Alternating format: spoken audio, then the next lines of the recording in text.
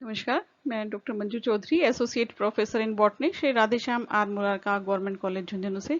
और आज मैं हाजिर हूँ आपके सामने इकोसिस्टम पार्ट 4 लेकर, जिसमें हम इकोसिस्टम में एनर्जी फ्लो किस प्रकार होता है, इसे किन किन नियमों के द्वारा समझा जा सकता है और इसके लिए कौन कौन से मॉडल्स दिए गए हैं, इन सब की जानकारी हासिल करेंगे। तो आइए अब देखते हैं कि हम पूर्ववर्ती लेक्चर्स में हम इकोसिस्टम की स्ट्रक्चर के बारे में पढ़ चुके हैं। इकोसिस्टम पार्ट 1 में हमने इकोसिस्टम की डेफिनेशन, इसकी टाइप्स और स्ट्रक्चर पढ़ी थी। बायोटिक एंड एबायोटिक कंपोनेंट से मिलकर के ये बना होता है। पार्ट 2 में हमने कुछ एस्पेक्ट्स लिए थे इकोसिस्टम के, जिसमें food chain, food web, trophic structure, ecological pyramids शामिल थे। पार्ट 3 में हम प्रोडक्टिविटी या उत्पादकता के बारे में पढ़ चुके हैं। आज हम इकोसिस्टम के फंक्शन की बात करेंगे और फंक्शन में हम शामिल करते हैं energy flow and biogeochemical cycles. तो हम जानते हैं किसी भी कार्य को करने की क्षमता ऊर्जा कहलाती है। Capacity to do work is known as energy. ये एनर्जी दो फॉर्म्स में होती है। काइनेटिक एनर्जी, जिसे हम एनर्जी ऑफ मोशन या गतिज ऊर्जा भी कहते हैं। पोटेंशियल एनर्जी, स्थितिज ऊर्जा, जिसे स्टोर्ड एनर्जी या फिर एनर्जी एट रेस्ट भी कहा जाता है। एनर्जी मूव्स लाइफ, गतिशील बनाती है ये जीवन को। तो किसी भी कार्य को करने के लिए सभी जीवों को एनर्जी की आवश्यकता होती है। यदि हम इकोसिस्टम की बात करें तो इसमें ऊर्जा का जो एकमात्र सोर्स है वो सूर्य होता है। ग्रीन प्लांट्स में ही यह कैपेसिटी होती है कि वो सन की रेडिएंट एनर्जी को कन्वर्ट करके केमिकल एनर्जी में बदलते हैं, जो कि फूड के रूप में संचित हो जाती है। और यही एनर्जी फूड चेन के माध्यम से अगले ट्रॉफिक लेवल तक पहुंचती है, जब एक जीव दूसरे जीव को खाता है, और तब ये एनर्जी और जो न्यूट्रिएंट्स हैं ये एक जीव से दूसरे जीव को ट्रांसफर होते हैं। मृत जीवों में बची एनर्जी डिकम्पोजर्स द्वारा कंज्यूम की जाती है। तो किसी भी इकोसिस्टम में न्यूट्रिएंट्स को रिसाइकल किया जा सकता है, परंतु एनर्जी को फिर से रिसाइकल नहीं किया जाता। प्रत्येक ट्रॉफिक लेवल पर जब इसका ट्रांसफर होता है तो ऊर्जा की कुछ मात्रा का ह्रास होता है। तो our ecosystem is maintained by the cycling of energy and nutrients obtained from different sources. तो ये जो दो एनर्जी फ्लो एंड न्यूट्रिएंट्स का जो साइकिल है, ये फंडामेंटली इकोसिस्टम के फंक्शंस कहलाते हैं। इनमें फूड चेन के माध्यम से इन दोनों का एक्सचेंज होता है, और ये exchange he animal and plant life को प्लेनेट पर सस्टेन करने में मदद करता है। इसके साथ ही ऑर्गेनिक मैटर का डिकम्पोजिशन होता है और साथ ही बायोमास का प्रोडक्शन भी होता है। हमारा इकोसिस्टम इन दो प्रोसेसेस, फ्लो ऑफ एनर्जी और साइक्लिंग ऑफ न्यूट्रिएंट से बना रहता है, मेंटेन रहता है। इसलिए इन दोनों प्रोसेसेस को हार्ट ऑफ इकोसिस्टम डायनेमिक्स कहा जाता है। तो कौन सी दो प्रोसेसेस इकोसिस्टम डायनेमिक्स की का हार्ट है? एक तो कितनी महत्वपूर्ण है ये दोनों, flow of energy and cycling of nutrients. इनमें से भी एनर्जी जो है, इसका फ्लो नॉन साइक्लिक मैनर में होता है, यूनिडायरेक्शनल होता है, यानी एक ट्रॉफिक लेवल से अगले ट्रॉफिक लेवल तक इसका स्थानांतरण होता है, वापस लौट करके ये पुनः फिर से पूर्ववर्ती ट्रॉफिक लेवल तक नहीं पहुंच पाती है। जबकि जो मिनरल्स हैं वो एक साइक्लिक मैनर में प्रवाहित होते हैं। तो ये दोनों बातें ध्यान देने योग्य हैं कि ऊर्जा का प्रवाह हमेशा एक दिशीय होता है। इसे नॉन साइक्लिक यानी साइकिल के रूप में नहीं होता ऊर्जा का प्रवाह। वापस लौट करके पुनः वो प्रोड्यूसर्स को प्राप्त नहीं होती या सन की तरफ लौट के नहीं जाती। ये एक ट्रॉफिक लेवल से दूसरे लेवल तक जब जाती है तो प्रत्येक स्तर पर ऊर्जा का कुछ हास हीट के रूप में होता है। जबकि जो मिनरल्स हैं ये keep on moving in A cycling manner, ये एक चक्र के रूप में एनवायरनमेंट में मूव करते रहते हैं। तो अब इस चित्र के माध्यम से हम इकोसिस्टम के जो फंक्शंस हैं उनको समझ सकते हैं। Energy flow and nutrient cycling, ये दो इकोसिस्टम के फंक्शंस को दर्शाते हैं। यहाँ हम देख रहे हैं कि सूर्य की एनर्जी को कन्वर्ट करते हैं या ग्रहण करते हैं ये ऑटोट्रॉफ्स, और भोजन बनाते हैं, इनको फिर ये हर्बीवोर्स एंड कार्निवोर्स ग्रहण करते हैं। इन दोनों की डेथ के बाद डिकम्पोजर्स इसे डिकम्पोज करते हैं।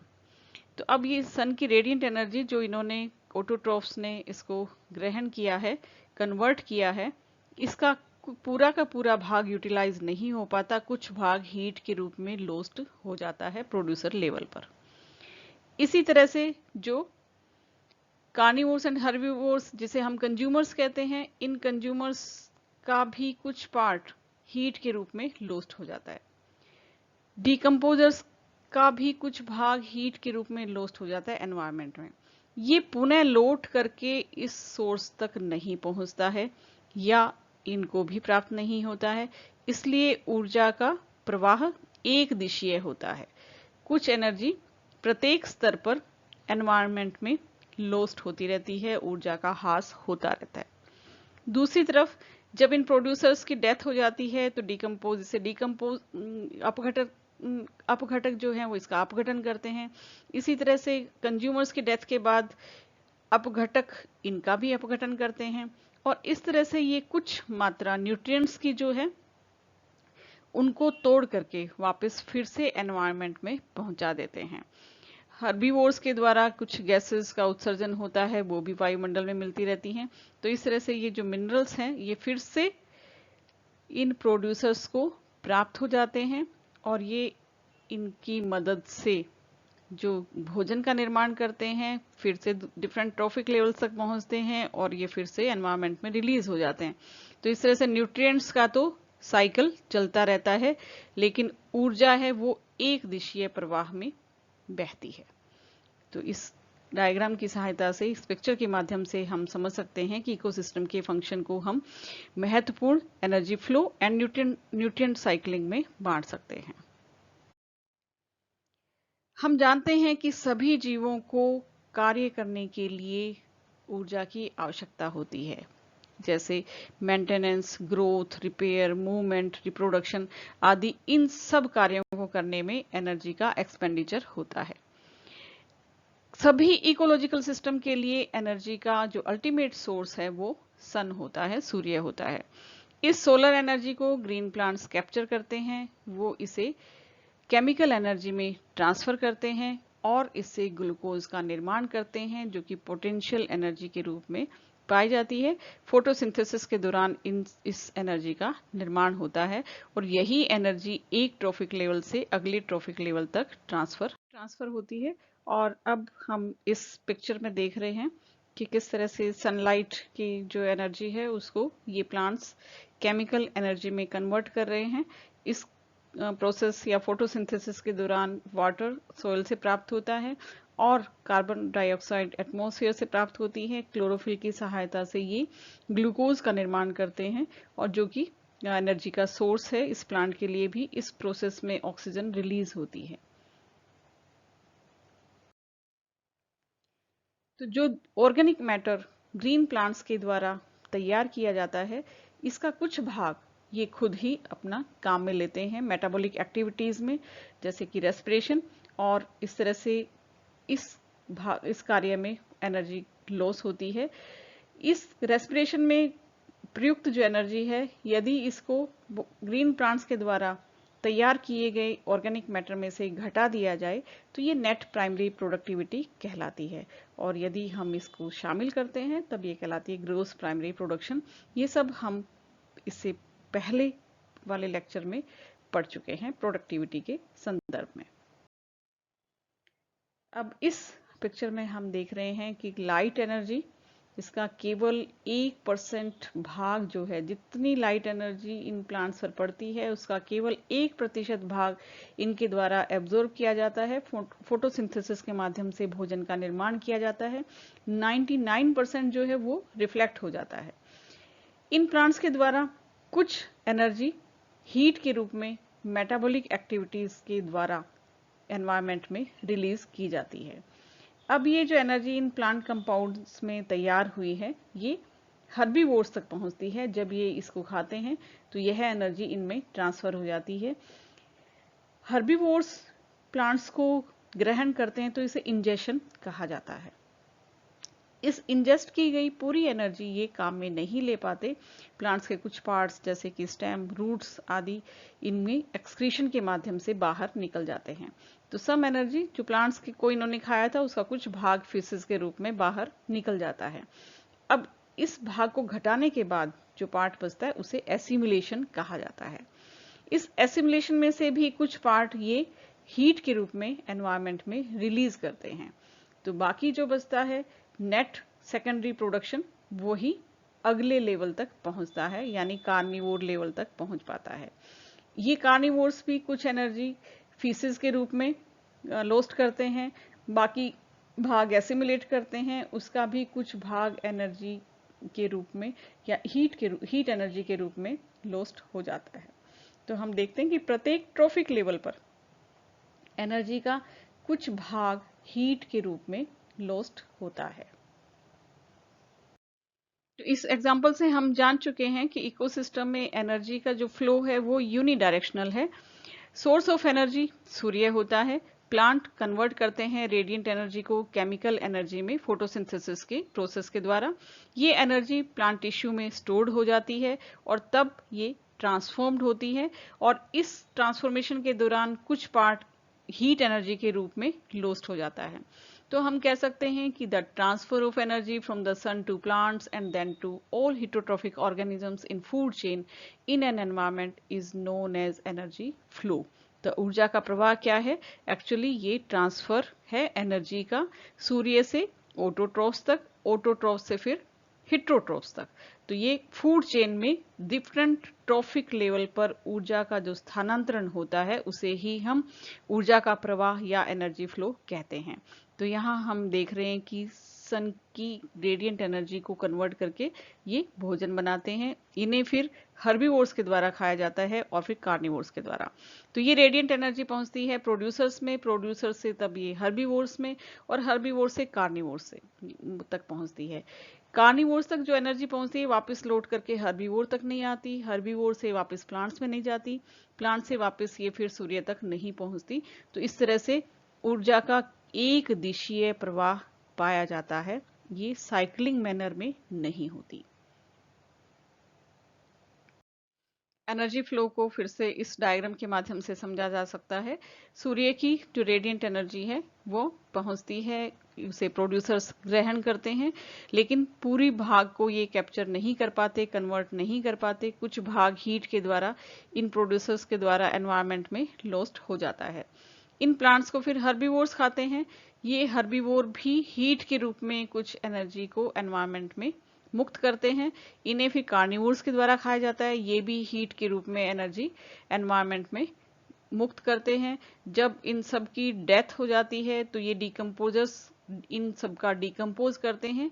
इन डिकम्पोजर्स के द्वारा भी हीट के रूप में एनर्जी एनवायरनमेंट में मुक्त की जाती है। तो हम देखते हैं कि energy flows in as sunlight. Energy का जो इनपुट है वो सनलाइट के रूप में हो रहा है, और जो आउट है वो हीट के रूप में ये एनवायरनमेंट में मुक्त हो रही है। तो यहाँ पर इसमें रेडिएंट एनर्जी के माध्यम से ये किसी फूड चेन में प्रवेश करती है और हीट के माध्यम से ये एनवायरनमेंट में मुक्त होती है। इकोसिस्टम में ऊर्जा का प्रवाह कुछ नियमों पर आधारित होता है। तो यहाँ भी ऊष्मागतिकी के दो नियम इस पर लागू होते हैं। फर्स्ट लॉ ऑफ थर्मोडायनेमिक्स, जिसे एनर्जी मास कंजर्वेशन लॉ भी कहा जाता है, इस नियम के अनुसार ऊर्जा को ना तो उत्पन्न किया जा सकता है, ना ही इसे नष्ट किया जा सकता है। इसे एक फॉर्म से दूसरे फॉर्म में परिवर्तित किया जा सकता है। जैसे कि इस इकोसिस्टम में हम देख सकते हैं कि सोलर एनर्जी को प्लांट्स फोटोसिंथेसिस की क्रिया के द्वारा केमिकल एनर्जी में कन्वर्ट कर देते हैं। According to second law of thermodynamics, जिसे लॉ ऑफ एंट्रोपी भी कहा जाता है, जब ये एनर्जी का ट्रांसफर एक ट्रॉफिक लेवल से दूसरे ट्रॉफिक लेवल पर होता है, या हम कह सकते हैं कि ये कंसंट्रेटेड फॉर्म से डिस्पर्स्ड फॉर्म में होता है, तब ऊर्जा का कुछ ह्रास होता है। तो एनर्जी ट्रांसफॉर्मेशन कभी भी 100% एफिशिएंट नहीं होती। इसमें हमेशा ऊर्जा के रूप में कुछ एनर्जी का ह्रास होता है। तो ये दोनों ही नियम ऊर्जा के प्रवाह पर लागू होते हैं। इसी तरह एनर्जी फ्लो में एक और नियम लागू होता है जिसे हम 10% लॉ ऑफ एनर्जी ट्रांसफर कहते हैं। यह नियम लिंडमैन के द्वारा दिया गया था। उन्होंने transfer of energy from one trophic level to the next trophic level के लिए इस 10% लॉ को दिया था। लिंडमैन जो कि 27 ईयर्स की एज में ही, बहुत ही अल्पायु में इनका निधन हो गया था, लेकिन इन्होंने अपने रिसर्च वर्क में एनर्जी के ट्रांसफर को बहुत अच्छे से समझाया। उनके अनुसार जब ये एनर्जी का ट्रांसफर एक ट्रॉफिक लेवल से नेक्स्ट ट्रॉफिक लेवल तक होता है तो इसका केवल 10% भाग ही अगले ट्रॉफिक लेवल पर ऑर्गेनिक मैटर के रूप में स्टोर्ड हो पाता है। बाकी भाग जो 90% भाग है वो हर लेवल पर लोस्ट हो जाता है। तो the remaining is lost during transfer, broken down in respiration और lost to incomplete digestion by higher trophic levels. तो जब ये उच्च स्तर को ट्रॉफिक लेवल को ये एनर्जी ट्रांसफर होती है तो उसका केवल 10% भाग ही ट्रांसफर हो पाता है, 90% भाग का हास हो जाता है। तो इस लिंडमैन्स लॉ को या 10% एनर्जी ट्रांसफर को हम इस पिक्चर के माध्यम से समझ सकते हैं। सन की रेडिएंट एनर्जी जिसे प्लांट्स ग्रहण करते हैं, तो मान लीजिए यहाँ पे 1000 जूल्स ऑफ लाइट एनर्जी इसे ये प्लांट्स पर पड़ रही है, इसमें का केवल 1% भाग ही यानी 10 जूल एनर्जी है वही इन प्रोड्यूसर्स में कैप्चर हो पाती है, जिसे वो फूड में बदल पाते हैं। 990 जूल है वो एनवायरमेंट में लॉस्ट हो जाती है। अब इन प्रोड्यूसर्स का जो 10 जूल एनर्जी जिन्होंने स्टोर की थी फूड के रूप में, ये इसे जब हर्बीवोर्स के द्वारा खाया जाता है तो ये केवल 1 जूल एनर्जी ने अवेलेबल हो पाती है। अब इन हर्बीवोर्स को जब कार्निवोर्स खाते हैं तो इस 1 जूल एनर्जी का भी जो 10% भाग है वही इन्हें फूड के रूप में अवेलेबल हो पाता है। तो यहाँ 10 जूल में से 9 जूल एनवायरमेंट में लॉस्ट हो जाती है, सिर्फ 1 जूल एनर्जी इसे फूड के रूप में प्राप्त होती है। इस 1 जूल का 0.9 जूल एनर्जी में लॉस्ट हो जाता है, ओनली 0.1 जूल जो है वो एनर्जी इसे फूड के रूप में प्राप्त होती है। तो यहाँ हम देख रहे हैं कि प्रत्येक ट्रॉफिक लेवल पर केवल 10% एनर्जी का ही ट्रांसफर होता है, बाकी जो 90% एनर्जी है वो हीट के रूप में एनवायरमेंट में चली जाती है। तो ये था 10% law of energy transfer.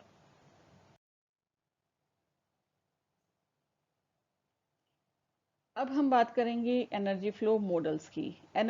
Ecosystem में ऊर्जा के प्रवाह को हम कुछ मॉडल्स के द्वारा समझ सकते हैं। तो ये एनर्जी फ्लो ट्रॉफिक लेवल को आपस में लिंक करते हैं।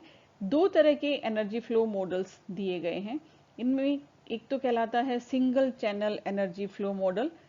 यहाँ पर एनर्जी एक सिंगल चैनल के माध्यम से ही ट्रॉफिक लेवल में आगे ट्रांसफर होती है।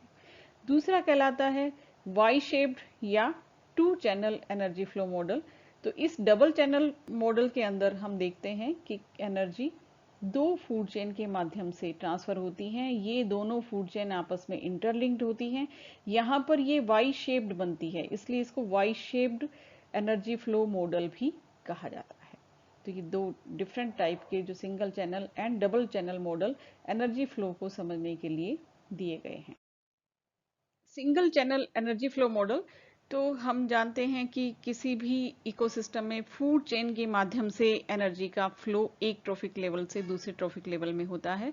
और ये जो सिंगल चैनल एनर्जी फ्लो है, इसका महत्वपूर्ण फीचर है कि ये एनर्जी फ्लो यूनिडायरेक्शनल या वन वे फ्लो प्रदर्शित करता है। अब इस single channel energy flow model को हम एक सिंप्लीफाइड एग्जांपल से समझ सकते हैं।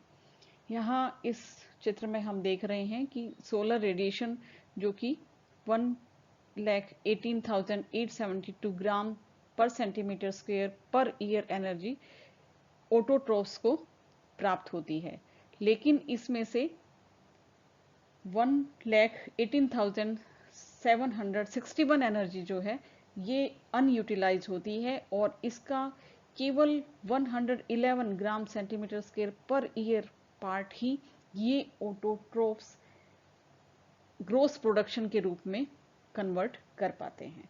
यानी इस 118,872 ग्राम सेंटीमीटर स्क्वायर पर ईयर जो एनर्जी सोलर रेडिएशन के रूप में प्लांट्स को प्राप्त होती है, इसका केवल 111 gram per centimetre square per year part ही ये प्लांट्स कन्वर्ट कर पाते हैं प्रोडक्शन के रूप में। तो ये एनर्जी एफिशिएंसी यहाँ सिर्फ और सिर्फ 0.10% होती है।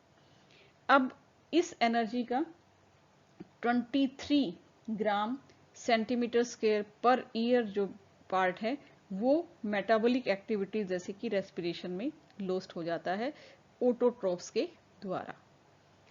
कुछ भाग जैसे कि 3 gram per centimetre square per year ये डिकम्पोजिशन में चला जाता है। तो यहाँ 21% जो एनर्जी है वो मेटाबॉलिक प्रोसेसेस या जैसे रेस्पिरेशन में कंज्यूम हो जाती है। इस एनर्जी का केवल 15 ग्राम 111 में से सिर्फ 15 ग्राम per centimetre square per year भाग ही हर्बीवोर्स तक पहुंचता है। बाकी 70 ग्राम per centimetre square per year जो भाग है वो नॉट यूटिलाइज रहता है। तो ये जितनी एनर्जी इन्होंने कन्वर्ट की थी उनमें से 21% रेस्पिरेशन में चला जाता है और इसका 63% नॉट यूटिलाइज रहता है। 3.4% जो है वो डिकम्पोजिशन में चला जाता है और केवल 17% जो है वो ही हर्बीवोर्स तक पहुंचता है। तो ये कंज्यूम किया जाता है, यानी 15 ग्राम centimetre square per year herbivores के द्वारा कंज्यूम किया जाता है। अब इस हर्बीवोर्स में 15 ग्राम में से भी हम देखते हैं कि 4.5 ग्राम सेंटीमीटर स्क्वायर पर ईयर जो एनर्जी है या 30%, इसका जो 30% है वो भाग रेस्पिरेशन में लॉस्ट हो जाता है।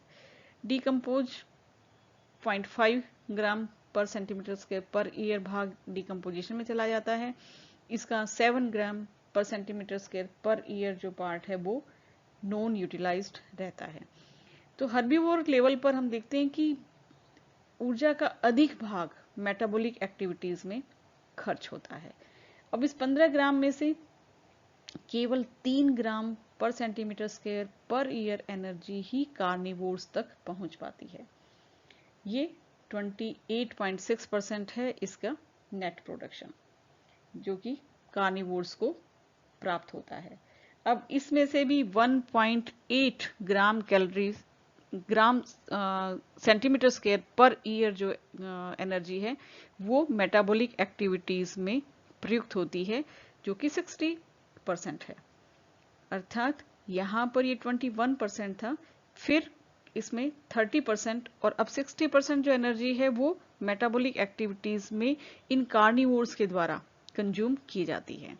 तो हाई रेस्पिरेटरी लॉस, ये ट्रॉफिक लेवल जैसे जैसे आगे बढ़ती है फूड चेन, तो ट्रॉफिक लेवल पर जो रेस्पिरेटरी लॉस है वो बढ़ता चला जाता है। तो इस तरह से हम देखते हैं कि जब ऑटोट्रोफ से हर्बीवोर्स से कार्निवोर्स तक एनर्जी ट्रांसफर होती है तो इसका बहुत बड़ा भाग मेटाबॉलिक एक्टिविटीज में या हीट के रूप में या रेस्पिरेशन के रूप में एनवायरनमेंट में लॉस्ट हो जाता है। तो हमने इस मॉडल में देखा कि जो टोटल इनकमिंग सोलर रेडिएशंस हैं 118,872 ग्राम कैलोरी पर सेंटीमीटर स्क्वायर पर ईयर, इसमें से 118,761 ग्राम कैलोरी पर centimetre square per year energy unutilise रहती है। इसका केवल 111 जो ग्राम कैलोरी पर centimetre square per year part है वही ऑटोट्रोफ्स के द्वारा कंज्यूम किया जाता है या इसको ट्रांसफर किया जाता है। तो यहाँ पर एनर्जी कैप्चर की जो एफिशिएंसी है वो ओनली 0.1% होती है। इसमें हमने ये भी देखा कि 23 ग्राम कैलोरी पर सेंटीमीटर स्क्वायर पर ईयर यानी 21% जो भाग है वो मेटाबॉलिक रिएक्शंस में कन्वर्ट हो जाता है, हीट के रूप में एनर्जी लॉस्ट हो जाती है और ये ऑटोट्रोफ्स अपनी ग्रोथ, डेवलपमेंट, मेंटेनेंस और रिप्रोडक्शन में काम में ले लेते हैं। इसी में हमने देखा कि 15 ग्राम कैलोरी पर सेंटीमीटर स्क्वायर पर ईयर यानी केवल 70% पार्ट जो है ऑटोट्रोफ प्रोडक्शन का वही कंज्यूमर्स को प्राप्त होता है, यानी हर्बीवोर्स जो इसको खाते हैं ऑटोट्रोफ्स को उनको सिर्फ 17% प्राप्त होता है। यहाँ पर डिकम्पोजिशन 3 ग्राम कैलोरी पर सेंटीमीटर स्क्वायर पर ईयर यानी 3.4% डिकम्पोजिशन में चला जाता है और जो 70 ग्राम कैलोरी पर सेंटीमीटर स्क्वायर पर ईयर या 63% था नेट प्रोडक्शन का वो नॉट यूटिलाइज्ड रहता है। तो इस मॉडल से हम एक्सप्लेन कर सकते हैं कि एनर्जी का फ्लो जो है वो यूनिडायरेक्शनल होता है, एक दिशीय प्रवाह है। एक बार यदि एनर्जी ट्रेवल कर लेती है लोअर ट्रॉफिक लेवल से हायर वन तक, तो वो can not travel back to the lower level, वापस लौट करके वो पुनः उस निचले लेवल तक नहीं पहुंच पाती है। Hence the entire system would collapse if the primary source the sun were cut off. यदि प्राइमरी सोर्स जो ऊर्जा का है, जो सूर्य है, उसको यदि काट दिया जाए इस एनर्जी फ्लो से, तो पूरा सिस्टम ही नष्ट हो जाएगा। There is a progressive decrease in energy at each trophic level due to losses heat. यहाँ पर हम देख रहे हैं कि सक्सेसिव ट्रॉफिक लेवल पर जो एनर्जी है उसका लगातार ह्रास हो रहा है। So the shorter the food chain, greater would be the available food energy. तो जितनी फूड चेन छोटी होगी उतनी ही एनर्जी अधिक मात्रा में प्रत्येक ट्रॉफिक लेवल पर प्राप्त होगी। तो ये कुछ बातें हैं जो हम इस मॉडल की सहायता से समझा सकते हैं। इसी क्रम में ओडम ने इको मॉडल दिया, box and pipe model of energy flow. तो इस चित्र में हमें बॉक्स दिखाई दे रहे हैं, ये ऑटोट्रॉफ को दर्शा रहा है, ये हर्बीवोर को दर्शा रहा है, और ये छोटा सा बॉक्स जो है ये कार्निवोर लेवल को दर्शा रहा है। यहाँ पर बॉक्स तो ये हो गए ऑटोट्रॉफ, हर्बीवोर्स एंड कार्निवोर्स के, और अब ये जो पाइप के माध्यम से एनर्जी इनमें प्रवाहित हो रही है या इनसे बाहर निकल रही है, इनको पाइप्स के माध्यम से समझाया गया है। तो ये जो टोटल सनलाइट है या इनपुट है एनर्जी का, इसमें से ये प्रोड्यूसर्स इसको कितना भाग इसको कन्वर्ट करते हैं और कितना भाग इसका प्रत्येक लेवल पर आगे ट्रांसफर होता है, यह इस मॉडल में समझाया गया है। तो इस box and pipe method simplified energy flow model है जिसमें 3 ट्रॉफिक लेवल हमें दिखाई दे रहे हैं। ये box and pipe depicts the energy flow in and out at each level, ये इन एंड ये आउट, प्रत्येक लेवल पर एनर्जी के अंदर प्रवेश करने को और उसके बाहर निकलने को शो कर रहे हैं। तो यहां भी हम देख रहे हैं कि एनर्जी इनफ्लोज बैलेंस आउटफ्लोज, जितनी एनर्जी इसमें प्रवाहित होती है वो जो भी सनलाइट यहाँ पर इसमें प्रयुक्त हो रही है वो इस आउटफ्लो को ये पूरी मात्रा मिला करके इसको बैलेंस कर रही है। तो energy transfer is accompanied by dispersion of energy into unavailable heat, ये जो हीट के रूप में यहाँ पे या रेस्पिरेशन के रूप में एनर्जी है वो बाहर निकलती है। तो ये सेकंड लॉ ऑफ थर्मोडायनेमिक्स को शो करता है। तो हम देखते हैं कि एनर्जी इनफ्लोज बैलेंस आउटफ्लोज, यहाँ पर फर्स्ट लॉ ऑफ थर्मोडायनेमिक्स लागू हो रहा है, और दूसरा जो प्रत्येक लेवल पर जब इसका ट्रांसफर होता है तो कुछ एनर्जी हीट के रूप में बाहर निकलती है, तो ये दूसरे नियम को दर्शाती है। तो जब प्रोड्यूसर से हर्बीवोर्स और हर्बीवोर्स से फिर कार्निवोर्स की तरफ ऊर्जा प्रवाहित होती है तो ऊर्जा का निरंतर ह्रास होता है। सूर्य के प्रकाश का टोटल जो सनलाइट है उसका 3000 जो किलो कैलोरी है वही ये ग्रीन प्लांट ग्रहण कर पाते हैं, और इसका भी जो 50% पार्ट है वो इन प्रोड्यूसर्स के द्वारा यानी 1500 किलो कैलोरी ही अवशोषित हो पाता है, और इसका भी फिर 1% भाग यानी 15 जो किलो कैलोरी है वही फर्स्ट लेवल पर ट्रांसफॉर्म्ड होता है। तो ये टोटल सनलाइट इनपुट है, उसमें से ये इन्होंने 1500 ग्रहण किया है, अवशोषित किया है, और ये जो 15 कैलोरी है केवल यही जो प्रोड्यूसर लेवल पर है ये प्रोडक्टिविटी अगले लेवल को प्राप्त होती है। तो जो नेट प्रोडक्शन है वो 15 किलो कैलोरी ही फर्स्ट लेवल पर ट्रांसफॉर्म हो पाता है। तो प्रोड्यूसर्स जो कि इनपुट है टोटल लाइट का 3000 किलो कैलोरी, उसमें से अवशोषित करते हैं 1500, और उसमें का भी केवल 1% भाग या 15 किलो कैलोरी 15 किलो कैलोरी ही ये कन्वर्ट कर पाते हैं। हर्बीवोर्स जो इन ग्रीन प्लांट्स को अपना भोजन बनाते हैं वे केवल इसका 10% भाग यानी 1.5 किलो कैलोरी ऊर्जा को संचित कर पाते हैं। तो इस लेवल पर 1.5 जो ये प्रोडक्टिविटी है वो स्टोर होती है। अब इन हर्बीवोर्स को ये कार्निवोर्स खाते हैं, तो ये कार्निवोर्स इसका केवल 0.15 किलो कैलोरी या कभी कभी 0.3 किलो कैलोरी जो ऊर्जा है उसको स्टोर कर पाते हैं। तो यहाँ हमने देखा कि प्रत्येक ट्रॉफिक लेवल पर ऊर्जा का पूरा उपयोग नहीं होता, केवल इसका 10% भाग जो है इन प्रोड्यूसर्स का वो हर्बीवोर लेवल पर, और फिर इसका 10% भाग है वो कार्निवोर लेवल पर ही पहुंच पाता है। तो ये थर्मोडायनेमिक्स के जो दोनों नियम हैं वो इस पर लागू होते हैं। साथ ही जो 10% लो है उसके अनुसार ही ऊर्जा का प्रवाह अगले ट्रॉफिक लेवल पर होता है। तो इसे box and pipe model of energy flow कहते हैं। ये सिंप्लीफाइड एनर्जी फ्लो का मॉडल है। ये रिप्रेजेंट कर रहा है जहां बॉक्सेस यहाँ ट्रॉफिक लेवल को दर्शाते हैं, पाइप्स एनर्जी फ्लो के इन एंड आउट प्रत्येक स्तर पे जो एनर्जी फ्लो का अंदर प्रवेश करना और बाहर निकलना उसको शो करते हैं। यह क्लियर कट शो कर रहा है कि energy flow is greatly decreased at each successive trophic level. प्रत्येक जो क्रमिक जो ट्रॉफिक लेवल है उस पर ऊर्जा का ह्रास होता है, जो कि प्रोड्यूसर से लेके हर्बीवोर्स और फिर कार्निवोर्स तक पहुंचता है। यहाँ ऊर्जा थर्मोडायनेमिक्स या ऊष्मागतिकी के दोनों ही नियम लागू होते हैं। Energy inflows balance outflows at each trophic level, जैसे कि फर्स्ट लॉ थर्मोडायनेमिक्स में दिया गया था, और दूसरा ऊर्जा ट्रांसफर हमेशा एनर्जी की हीट के रूप में जो लॉस्ट है उसके साथ संपन्न होता है। तो ये according to law of thermodynamics, यानी प्रत्येक स्तर पर जब ऊर्जा का ट्रांसफर एक स्तर से दूसरे स्तर पर होता है तो कुछ ऊर्जा का ह्रास होता है। तो दोनों ही नियम थर्मोडायनेमिक्स के यहाँ पर फॉलो होते हैं। तो ये इसकी डिटेल है कि total 3000 kilo calorie energy green plants पर पड़ती है, उसका 50% एब्जॉर्ब होता है, केवल 1% ही ऑटोट्रॉफिक लेवल पर कन्वर्ट हो पाता है। इस तरह से नेट प्रोडक्शन सिर्फ 15 किलो कैलोरी होता है। सेकेंडरी प्रोडक्टिविटी जो कि P2 और P3 के द्वारा हर्बीवोर्स एंड कार्निवोर लेवल पर दर्शाई जाती है, यहाँ पर हम देखते हैं कि केवल 10% भाग ही एनर्जी का इनको प्राप्त होता है हर्बीवोर लेवल पर एंड कार्निवोर लेवल पर। तो इस तरह एनर्जी फ्लो में हम लगातार जो ट्रॉफिक लेवल है उन पर डिक्रीजन देख रहे हैं कि डिक्रीज हो रही है एनर्जी। जितनी छोटी फूड चेन होगी उतनी ही फूड एनर्जी प्रत्येक लेवल पर प्राप्त होती है। दूसरा जो मॉडल दिया गया है उसे कहा जाता है Y shaped energy flow model, क्योंकि यहाँ पर जो इस मॉडल की शेप है वो वाई के आकार की होती है, इसलिए इसे Y shaped energy flow model कहा जाता है। इसे डबल चैनल मॉडल भी कहते हैं। तो ये चैनल ये दर्शाता है कि इकोसिस्टम में दो फूड चेन एक साथ कार्य करती हैं। कौन कौन सी food chain? Grazing and detritus food chain.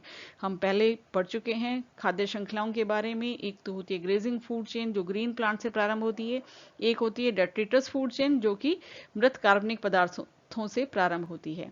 तो इस मॉडल के अनुसार ये इकोसिस्टम में चलने वाली ये दोनों फूड चेन सेपरेट नहीं होती, बल्कि एक दूसरे के साथ इंटरकनेक्टेड होती हैं और एक साथ ये वर्क करती हैं। तो in nature both grazing and detritus food chain are interconnected in the same ecosystem. In this type of model the grazing and detritus food chains are shown as separate flows. अलग flow show कर रही हैं लेकिन आपस में ये interconnected होती हैं। एक आर्म जो वाई की जो एक आर्म है वो तो शो करती है ग्रेजिंग फूड चेन को, और जो दूसरी आर्म है वो शो करती है डेट्रिटस फूड चेन को।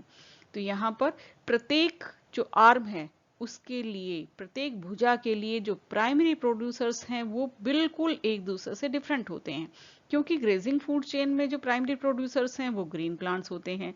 डेट्रिटस फूड चेन में जो प्राइमरी प्रोड्यूसर होते हैं वो जो डेड ऑर्गेनिक मैटर से ये प्रारंभ होता है, फिर इस पर जो एक्टिनोमाइसिटीज, बैक्टीरिया, फंजाई आदि इसको डिकम्पोज करने का काम करते हैं। तो दोनों में ही प्राइमरी प्रोड्यूसर्स या प्राथमिक जो उत्पादक हैं वो भिन्न भिन्न होते हैं। Y shaped energy flow model को इस पिक्चर के माध्यम से समझा जा सकता है। सनलाइट को प्रोड्यूसर्स ग्रहण करते हैं, इन्हें फिर हर्बीवोर्स और फिर कार्निवोर्स के थ्रू ये आगे चलती है। इस फूड चेन को हम ग्रेजिंग फूड चेन कहते हैं। जब इन प्रोड्यूसर्स की डेथ हो जाती है हर्बीवोर्स की और कार्निवोर्स की, तो डिकम्पोजर्स के द्वारा डिकम्पोज किए जाते हैं। तो ये डेड ऑर्गेनिक मैटर इसके माध्यम से ये फिर से रिलीज करते हैं न्यूट्रिएंट्स को, जिन्हें प्रोड्यूसर्स काम में लेते हैं। तो इस प्रकार हम देखते हैं कि grazing food chain and detritus food chain, ये डिकम्पोजर्स इन्हें प्रीडेटर्स खाते हैं और आगे इस तरह से डेट्रिटस फूड चेन या अपरदी खाद्य श्रृंखला चलती रहती है। तो दोनों ही फूड चेन प्रकृति में एक साथ चलती हैं, साइमल्टेनियस वर्क करती हैं, एक दूसरे से इंटरकनेक्टेड होती हैं। हर्बीवोर को भी प्रीडेटर खा सकते हैं।